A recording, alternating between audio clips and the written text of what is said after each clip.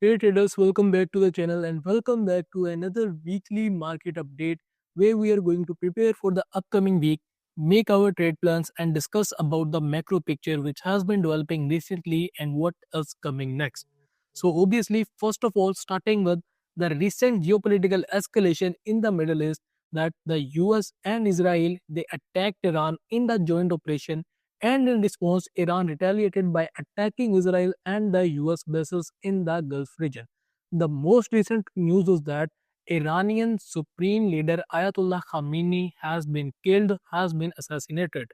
And in response to that, IRGC has said that the most intense offensive operation on Israel and US bases to begin in moments. They are going to retaliate, they are going to take revenge of their leader's death.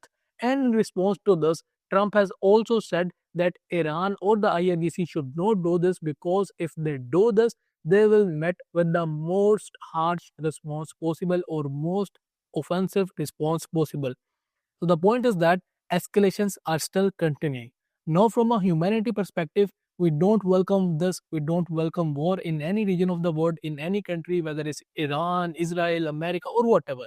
We don't welcome this. But as an investor and as a trader, we have to understand their impact on the global financial markets, like, and without any political and geopolitical type of bias, obviously.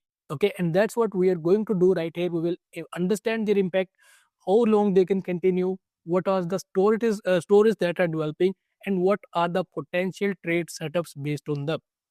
So first of all, talking about the default impacts. Okay, I'm going to talk about something very important here, so make sure that you stick around. Okay, first of all, talking about the default reaction. The default reaction is obviously going to be bullish safe havens and bearish risk on assets like the US indexes and Bitcoin as well. When this news or when the initial strike happened, we saw some risk off waves across the Bitcoin. Bitcoin prices fell from around 66.5K all the way down to around 63K. Okay, but recently Bitcoin has started to stabilize and Bitcoin has recovered most of its losses. Now, the question here is that if Khamenei has been assassinated, the supreme leader of Iran, if he has been assassinated, IRGC is saying that they will very soon do a very harsh response. They will attack the American bases and Israel in the most harsh way possible very soon. If America is saying or America is responding to this threat in another most harsh way, then why Bitcoin has stabilized? Why Bitcoin has recovered its losses? Why Bitcoin is not crashing all the way down? Why Bitcoin is not already trading near 50K? Does this also mean that the US stock market on the weekly open will also stabilize? Does this also mean that gold won't go much higher as we are expecting? This is the main question. Now, you have to understand one thing is that obviously that due to the default reaction, it is very likely that we will see gold opening with a gap down. But again, the question is that gold will open with a gap up. But again, the question here is that will this gap up move continue or will this turn into a profit taking move? This is the main question. And same goes for the US indexes. If the US indexes are going to open with a gap down, this is almost a certainty. The question is that will this gap down movement or the risk of wave continue or will the dip buyers come and will push the prices higher to previous all-time highs or even potentially to new all-time highs? This is the main question and I am going to answer it right here. Now, obviously, by the time this video comes to you, by the time you are watching this video, maybe some new developments have been already happened. Okay, I don't know just yet, but I am going to give you multiple practical scenarios. We will discuss what has happened so far and the reactions based on that, and then we will discuss 2 to 3 practical scenarios so you are prepared for each and everything. So make sure you stick around. Now, the first thing is that why Bitcoin prices have stabilized. First, we have to answer that. Then it will be very easy for you to understand the remaining stuff. See, one of the very major goal of this war was to throw away the Iranian regime, throw away the current Iranian regime. And as we know that its goal or to do this, we had to kill the current Iranian leader, the current Iranian supreme leader, which was the Ayatollah Khamenei, and he has been killed. So the point is that one of the very important goal of this war, of these strikes, of this operation has already been achieved. So that's why Bitcoin took this, or the markets can, going into the weekly open, take this as an optimistic news rather than a pessimistic news. Why? Because as one of a very major goal has already been achieved, markets will start to think that we are near to a peace deal than a prolonged war. Now, this is the same thing which happened last year in 2025 with that 12-day war between the Iranians and the Americans. Initially, we started continued bullishness in gold due to the fear of wars. Okay, America launched strikes on Iranian nuclear facilities by B-2B bombers. But after that, what happened?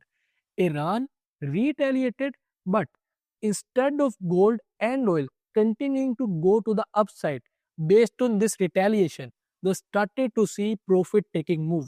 Both gold and both oil, they both saw some profit taking move. Why? Because this retaliation from Iran was only a face saving strike, and it confirmed the market participants that things are not going to escalate from here. Iran has done its face saving strike, and now things will become more optimistic. We are going to have a peace deal or something like that. So, the point here is that markets move based on future expectation. They don't care what is happening, they don't care what has happened, they only care what is going to happen. Okay, so if due to the killing of the Iranian supreme leader or the assassination of the Iranian supreme leader, if markets start to think that now a peace deal is more near than a prolonged war, then it will act as a negative catalyst for gold and a positive catalyst for the US indexes. No, so far this is the thing, but you have to see one more point here is that escalation headlines is still coming in. IRGC has already said that they will be responding to Americans, and Trump has also said that he will respond back to the IRGC as well. So things are still escalating. Now there are 2 to 3 scenarios. Okay, 2 to 3 practical scenarios, because obviously I don't have all the information right now. We have not seen the IRGC response just yet. Okay, so there are 2 to 3 practical scenarios which can happen, and I will prepare you for them, and based on them I will tell you the market reaction so you can trade accordingly and remain adaptive.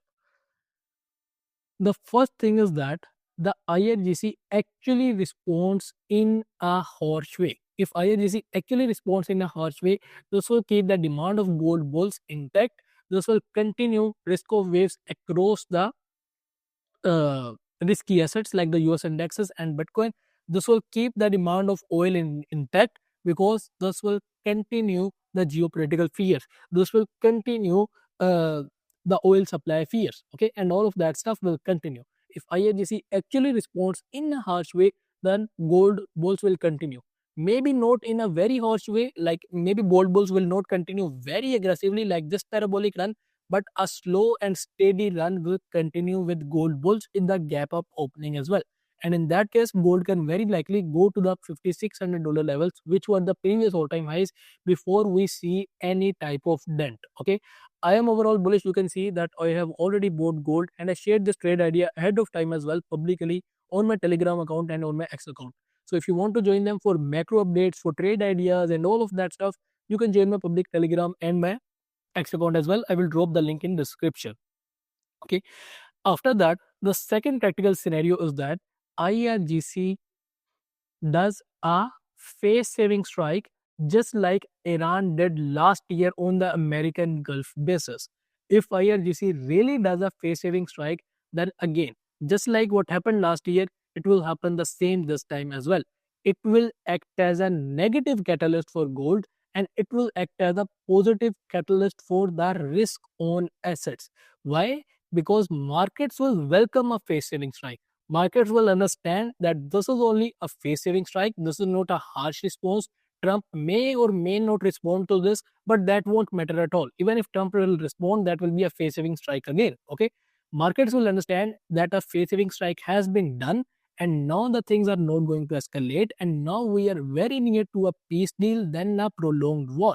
Okay, the supply fears for oil, they will start to go away, the geopolitical tensions will start to go away, markets will start pricing in a future peace deal instead of a prolonged war, and that's why it will act as a positive catalyst for the US indexes or for the Bitcoin market, and as a negative catalyst for gold and for oil. Okay, this was the second scenario.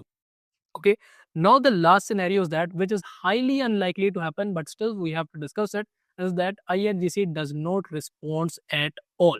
If IRGC does not respond, obviously it is going to be a very negative catalyst for gold and both.